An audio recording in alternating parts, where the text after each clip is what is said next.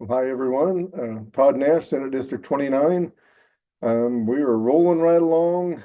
We're coming up against another deadline. So if bills haven't had a work session by next week, Wednesday of next week, they're no longer going to be with us. And so we're gonna lose a lot of bills.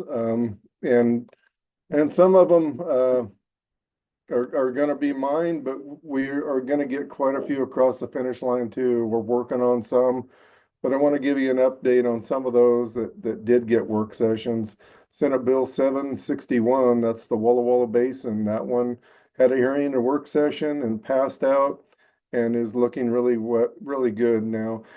And to review on that, the Walla Walla Basin project 2050. They hope to be able to put water back in the main stem of the Walla Walla River, have fish runs there again, while keeping the farmers in that area whole, able to irrigate. That was a long, drawn out process to be able to work across state lines with the state of Washington. A good collaborative effort there between the tribes and the irrigators, and Senator Hansel getting the first leg of that through. This Senate bill adds on to that and builds on to some of that initial system there to be able to prop up some of the irrigation that is dysfunctional right now. So it's a good project. I'm glad to be able to support it. Senate Bill 780, that's the 1% of video lottery that goes to county fairs. And I think that's one of the healthiest bills in the building here. It's got a hearing. We had really healthy, robust participation from a lot of county commissioners, a lot of individuals that are involved with fairs, and that got sent on its way. And now it's had a work session. It's moved on to Ways and Means.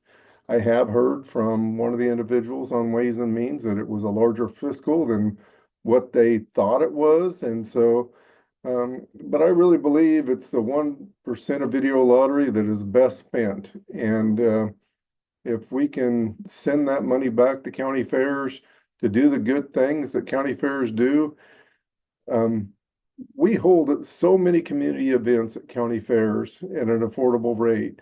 The county maintains those fairgrounds.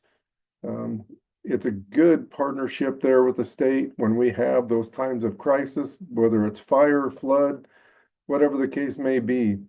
Those are those places that we use as refuges for animals, for people, and it's a great community resource there at a very affordable rate for the state. And I think that that's one of the best bills that we have going here. Our education bills are moving on their way, and again, thanks to Chief of Staff Jake Pelroy for putting those together and getting behind those and even testifying on them. And those are Senate bills 784, 85, and 86. Senate Bill 976, that's the equine dentistry and preg check bill. We had a work session on that. The only thing that's going to go forward on that is the preg check portion of it, so that people that aren't licensed veterinarians are able to preg check.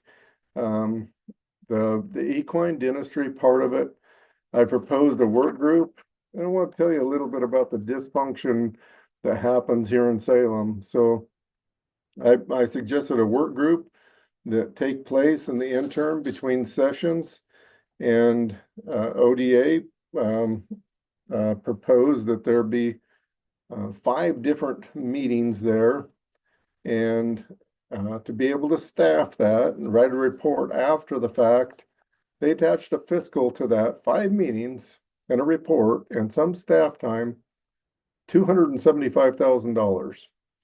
We're not going to do that, folks. I'll guarantee you we won't do that. It's just absurd the amount of money that these agencies think they need for the smallest little detail here. And I'm I'm embarrassed for my good friends over at ODA that they put that together, and I don't want to just embarrass them here on this video, but it's just shameful, and that sort of thing happens all the time here. The brand, and so Senate Bill 1019, we are going to get that across the finish line, folks. We had gotten held up with a little bit of technical change in the language. And so that'll get a hearing next Tuesday, or excuse me, a work session next Tuesday. We'll get that passed out. We're going to have a lot better products to work with for both beef and dairy. I think we're going to make the program better, more affordable, and then we're going to be looking at putting together some work in between session as well on that, and do a little bit of study on what other states are doing there, and look forward to further work on that bill. Senate Bill 1034, that was the FSEC siting bill that started over in Umatilla County. We had a really good hearing on that. All three commissioners from Umatilla County showed up there. Really appreciate the participation, really appreciate the participation from individuals that showed up to testify. We had Paul Anders, Union County Commissioner and co-chair of Eastern Oregon Counties Association, which represents 16 counties east of the Cascades, testified. Joe Dabulskis, judge from Sherman County, showed up to testify, and it was a great day for Eastern Oregon and Salem. It was a great day for counties in Salem, because this holds up those land use decisions that are made at a county level. It bolsters those ordinances that we have, and I think it's a great bill, and I thank those that brought this forward, identified this problem for me, and I was really proud to bring that forward. The lumber grading, that's kind of been the bill that keeps on giving. We bounce back and forth from LC trying to get a relevant draft that works for everybody.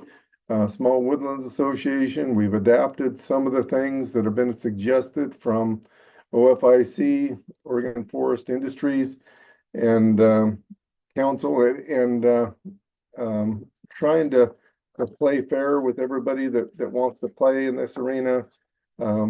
We're going to get there. The chair of the committee that this is being heard in, Senator Taylor, she told me, she said, I have never rolled over so many hearings or work sessions, and I hope you get this accomplished. And I do too. Again, thanks to Jake Pelroy for doing so much work on this. I think it's a good bill.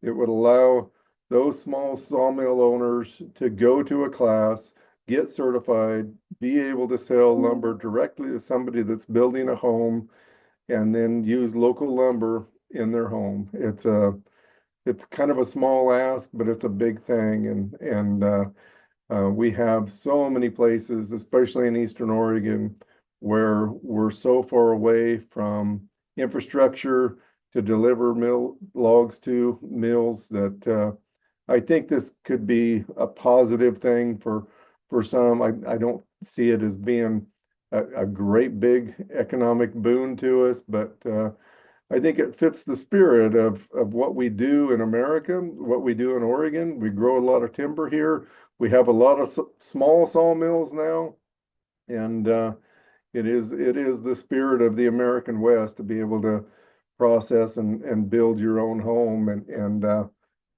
this is fits in the spirit of that. We've had successful programs that are already taking place in Wisconsin and Tennessee and have been in existence for over 15 years, and we're kind of modeling that.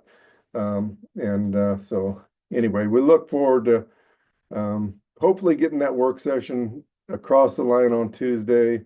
and being able to utilize that. SGR 30, we had a hearing on that that mirrored the hearing that we had HGR 11, and that's the initiative petition process. If you follow these, um, it's uh, it's something that's probably my biggest priority here. Um, a lot of the comments surrounding this, there was some confusion about people saying, look, why would you make the initiative petition process harder? All this would do is spread it out into each congressional district so that you had to gather signatures there rather than just the concentrated area, heavy population area of Portland, gather all your signatures there and never have to get out into the country. If it's a policy that's good for Oregon, it should be a policy that the signatures are gathered from all over Oregon. And some of the comments were, why would you make this harder? This is against voting rights. This is, well, let's look at it from a backwards perspective. If we were to just say, all right, we'll reduce the number of mandatory signatures and let's gather them all in the Portland area. Let's forget the rest of the state, gather them right there. Is that what you would like to do? And universally, most people would say no.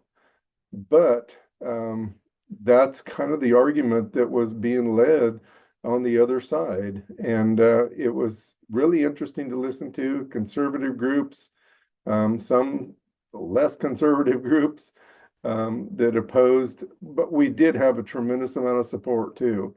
And I really want to acknowledge those guys that stepped up and a lot of people and a lot of industry that have been picked on and brutalized by outside forces. A lot of money coming in from Colorado, coming in from California, coming in from New York to get these ballot measures before us and use Oregon as a testing ground. And as I referred to in committee, we've become a cheap date here in Oregon. And it's kind of like the old Life cereal commercial. Let's see if Oregon likes it. They don't like anything. And anyway, they have used this to see if they could decriminalize drugs. They proposed basically doing away with animal agriculture here. And we end up defending that year in, year out, and we're tired of it.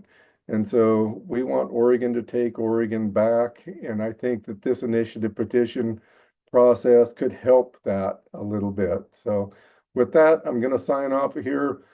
I look forward to getting home again this weekend, and we will visit with you next week. Thank you.